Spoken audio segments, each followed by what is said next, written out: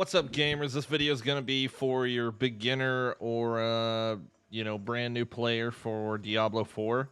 More or less what I'm going to be doing is just kind of breaking down gear. So what do you keep? What do you sell? What do you dismantle? What do you throw away? And this is all subjective, obviously, and no selling my personal opinion, so don't bash me too hard in the comments, but okay, so you started collecting some gear. You've got a whole bag full of crap, and it's just overwhelming, and you don't know exactly what you're looking for, what to do. A lot of this, like I said, is subjective. It's all based off of your particular build, but you wanna make sure the very first thing you want to do is go to your options and your gameplay and make sure you turn on your advanced tooltip compare and your advanced tooltip information. So that what that's going to do is it's going to give you this parenthesis percentage off to the side, and that's more or less your what can roll potentially on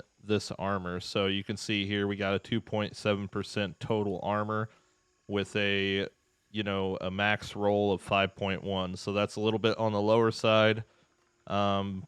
Now, typically, you're going to look for main stats like strength, intellect, willpower, dexterity, whichever is for your specific class.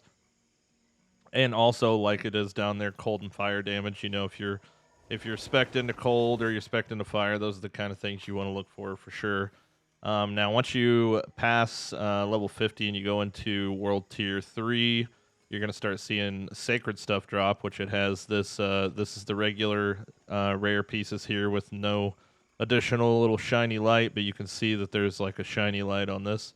That means they're sacred, so they're better for you. What I have noticed is stuff that is sacred is level 50 and above, and everything that isn't is,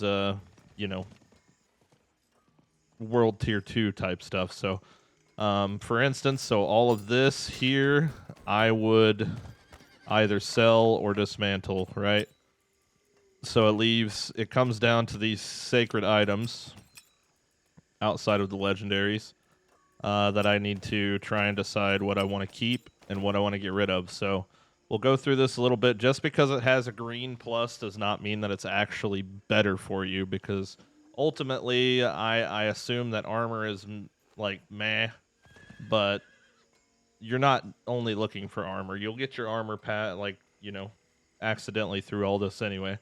So things for me specifically that I'm looking for is cold damage, vulnerable damage, and obviously crit chance, critical strike, anything along those lines. So if I don't see them, I'm going to instantly assume that it's bad for me. And then see, for instance, here, the cold damage between a 5 and a 10% roll possible, and I rolled a 5.5. So automatically know that that's not very good. And just because it's not a legendary doesn't mean that it's not good, because the way that they have Diablo 4 set up with aspects, you can enchant your gear to turn it into potentially one of the best pieces you'll have. You'll have a whole lot better chance finding good yellows that you can turn into legendaries than you will actually finding the perfect legendary.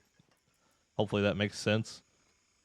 But, so we're going to take a look at these, and the rule of thumb for me is, so I'll go out and I'll fill my bag up once, and I'll sell everything for the money, and then I'll go out and fill my bag another time, and then I'll dismantle everything for the materials. So you kind of want to find an equal ground there, because you do need money for all kinds of stuff, as far as like enchanting or upgrading or things of that matter, or even removing aspects from legendaries and such. But so I'm looking for anything that might be actually worth it. My build does revolve around barrier generation a little bit, but that's pretty bad, honestly.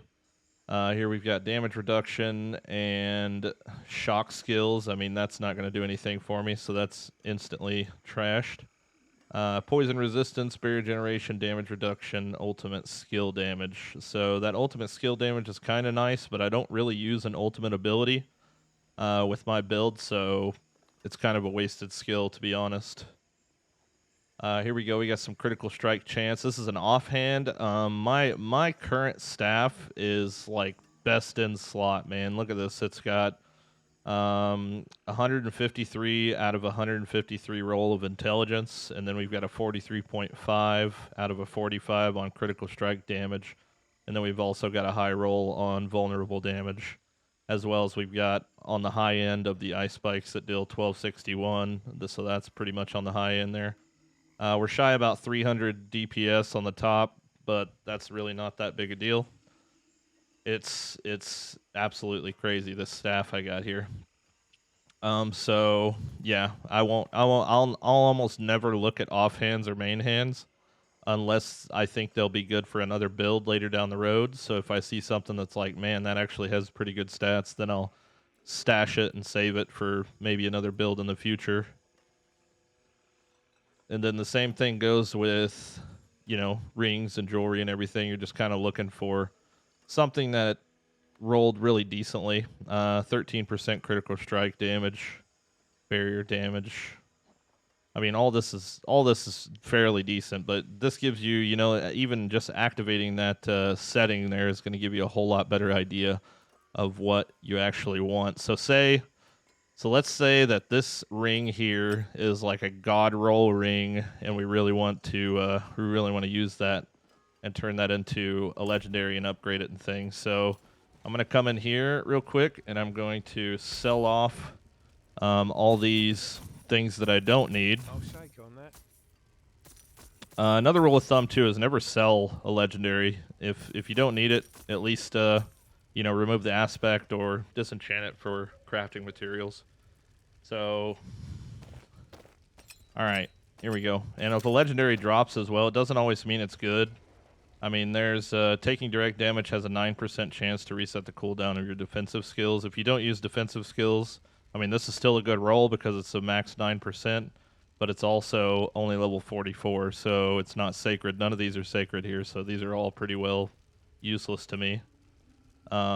This right here is actually pretty good. 35, we roll a 35 out of 35 on more damage to immobilized and stunned and frozen enemies, so that's actually not half bad at all.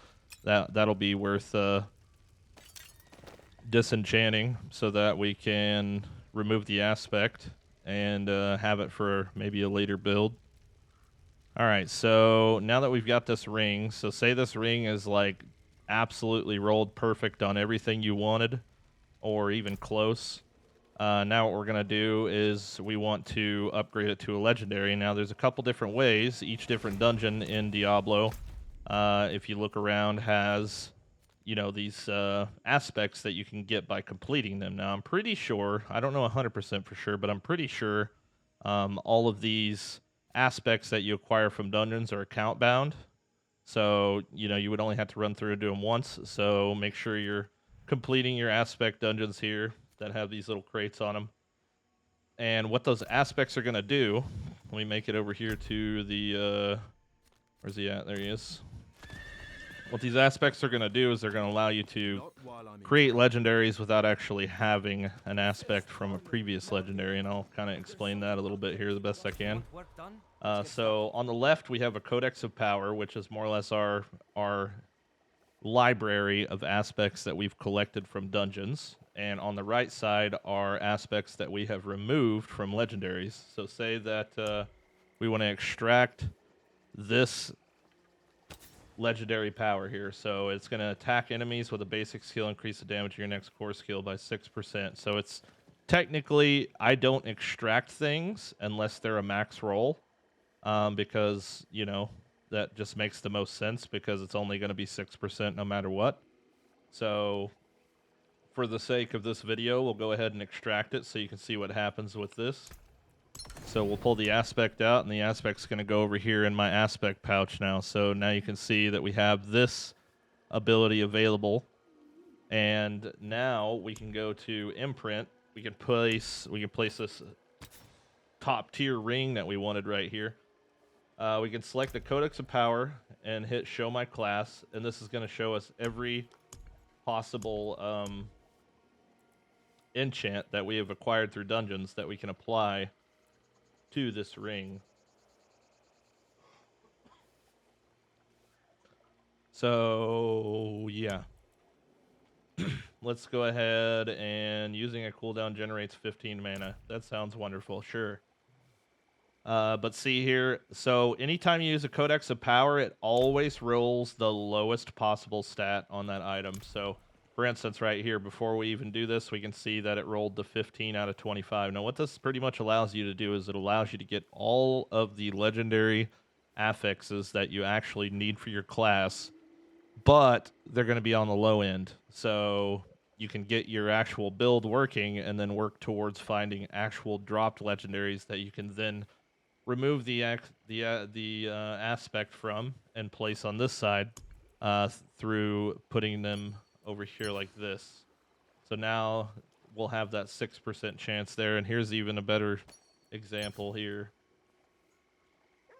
So yeah, that's pretty much how you create your own legendaries from yellows. Hopefully that helps out a little bit. And yeah, I think that pretty well sums it up. If you guys have any questions at all, you know, I can try and help as much as I can. Obviously, I'm not the smartest Diablo person in the world. I'm just trying to provide some value to those of you that don't know the things that I already know. So definitely, if you got some questions, drop them in the comments or join me live on Twitch every night. Link will be in the description. Come on over and join us. Love to have you. And hopefully you guys have a wonderful day. And this helped you out a little bit. So thank you, and we'll see you next time. Peace out.